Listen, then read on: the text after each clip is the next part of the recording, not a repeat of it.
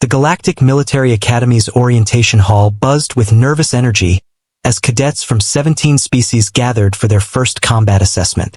Bella stood near the back, her small human frame dwarfed by the towering Corinthians and chitinous Vex warriors surrounding her. Another human sneered.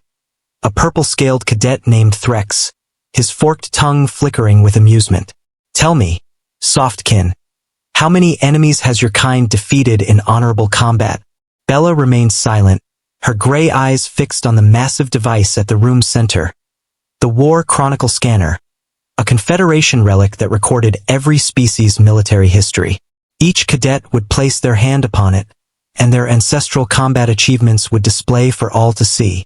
Cat, a lean Ardelian with crystalline features, noticed the human's discomfort. Unlike the others, he had studied Earth's admission files to the Academy. Something about the human application had been heavily redacted, marked with council seals he had never seen before. "The scanning begins," announced Instructor Vorel, a battle-scarred veteran whose species had served the Confederation for 3 millennia. "Step forward and let your ancestors' glory speak." One by one, cadets approached. The Corinthian displayed 12,000 enemy combatants defeated across 2 centuries. The Vex showed victories against countless rivals. Each species boasted impressive tallies: enemies slain, battles won, territories conquered through honorable warfare. The crowd erupted in cheers with each display, warriors recognizing warriors. Bella's turn approached. The mocking intensified. "What will the human show?" Threx laughed.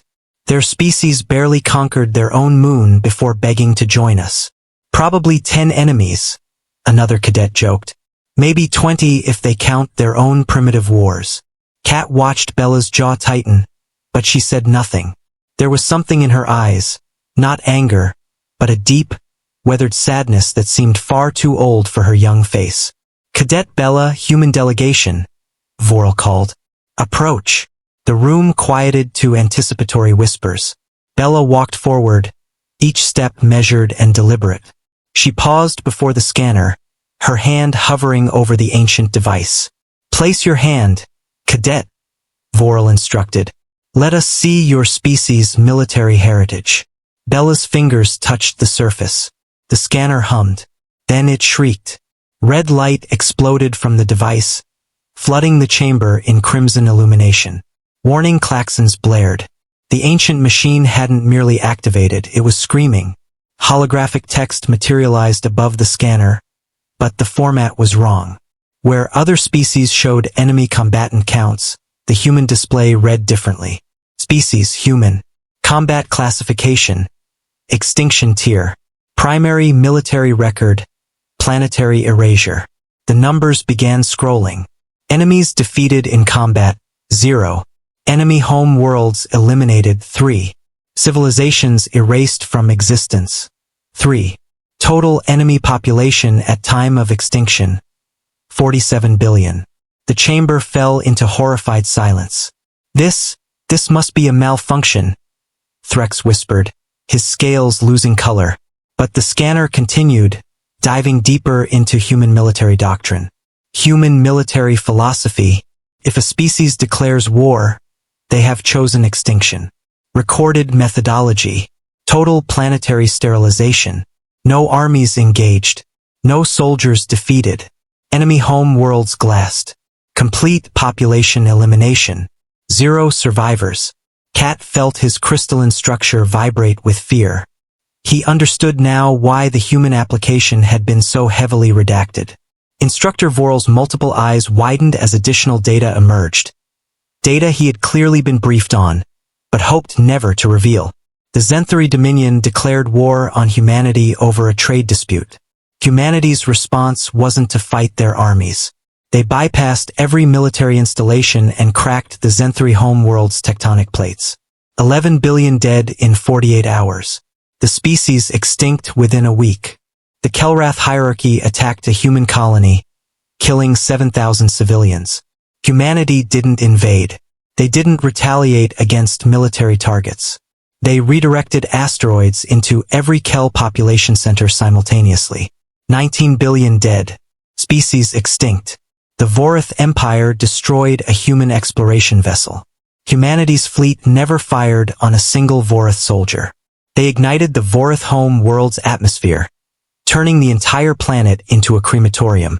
17 billion dead. Species extinct.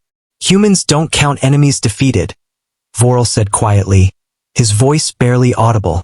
They don't fight soldiers. They don't invade worlds. When humanity goes to war, they don't seek victory. They seek extinction of the aggressor species. Every single time, Bella finally spoke, her voice steady but hollow. We tried counting enemies. We tried honorable warfare. We tried proportional response. Her eyes swept across the terrified cadets. But every time we showed mercy, our enemies mistook it for weakness. Every time we fought with honor, they called us soft. So we changed our doctrine. She pulled her hand from the scanner, the red light dying away. Now we don't fight wars, she continued. We end species. If you attack humanity, we don't care about your soldiers, your fleets, or your honor. We eliminate your ability to ever threaten anyone again. Permanently. Kat understood now why humans had been accepted into the Confederation despite their young space age. Not because they were weak and needed protection, but because the Council was terrified of them becoming enemies. The Confederation made us promise, Bella said, her voice softer now, that we'd never apply our doctrine to Council species, that we'd learn your way of war. Limited, honorable, with rules. She looked directly at Threx. That's why I'm here. To learn how to fight without erasing. The purple-scaled cadet who had mocked her moments before couldn't meet her eyes. Instructor Voral cleared his throat. Let this be your first lesson in galactic warfare. Some species count victories. Some count enemies defeated, he gestured toward Bella. And some species are so terrifying that the entire Confederation makes them promise to fight less effectively. As the orientation concluded in uncomfortable silence, Kat approached Bella outside the hall. Why do it? He asked. Why agree to limit yourselves? Bella smiled sadly. Because we're tired of being executioners. We want to be better. We need to be better. She looked up at the alien stars above the academy. Even if it means everyone will always fear what we were. Kat nodded slowly.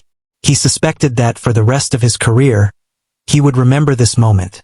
The day he learned that humanity's greatest warriors weren't those who defeated the most enemies. They were the ones learning not to erase them entirely. Please follow my channel for more videos. One click from you can change my life.